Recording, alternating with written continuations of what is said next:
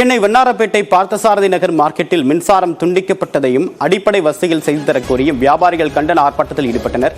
விவரங்களுடன் நிகராம் செய்தியாளர் அசோக் விவரம் என்ன? பழைய வண்ணாரப்பேட்டை இந்த பார்த்தசாரதி நகர் பகுதியை பார்த்தீங்கன்னா கிட்டத்தட்ட 100க்கும் மேற்பட்ட கடைகள் இருக்கு. இந்த கடையில பாத்தீங்கன்னா முறையாக இவங்களுக்கு அடிப்படை வசதி, குடிநீர் வசதி, கழிப்பிட வசதி இது போன்ற எந்த வசதியும் செய்து தரவில்லை சொல்லிட்டு அந்த பகுதி மக்கள் குற்றச்சாட்டு வைக்கிறாங்க. இது தொடர்பாக மண்டலம் 5 அதிகாரிகள் சம்பந்தப்பட்ட அதிகாரிகளிடம் புகார் மற்றும் கோரிக்கை மனு கொடுத்தோம். அதே போல ராயபுரம் சட்டமன்ற உறுப்பினர் அவர்கள் சந்தித்தோம். அதே போல அதிக மின்சாரத்துறை அதிகாரிகள் சந்தித்தும் இந்த புகாரை அனைத்தும் கொடுத்தோம். தற்போது வரை நடவடிக்கை இல்லை என்பதால் 100க்கும் மேற்பட்ட வியாபாரிகள் பாண்டியன் திரையரங்கு அந்த பகுதியில் சாலை கட்டட ஆர்ப்பாட்டத்தில் ஈடுபட்டாங்க. அப்பொழுது காவல்துறை அவங்களுக்கு பேச்சுவார்த்தை இது பண்ணாங்க. ஆனால் சமரசம் ஆகவில்லை.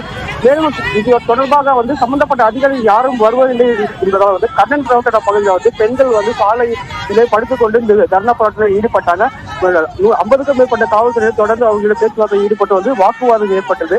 அதே போல சம்பந்தப்பட்ட அதிகாரிகள் யாருமே வரவில்லை. நாங்கள் முறைப்படி அடிப்படை வசதி தொடர்ந்து ஈடுபட்டு வராங்க. அவங்களிடம் காவல்துறையை வாக்குவாதம் ஈடுபட்டு கைது செய்ய முயற்சியில் ஈடுபட்டு அந்த காட்சிகளை நம்மால் பார்க்க முடியுது.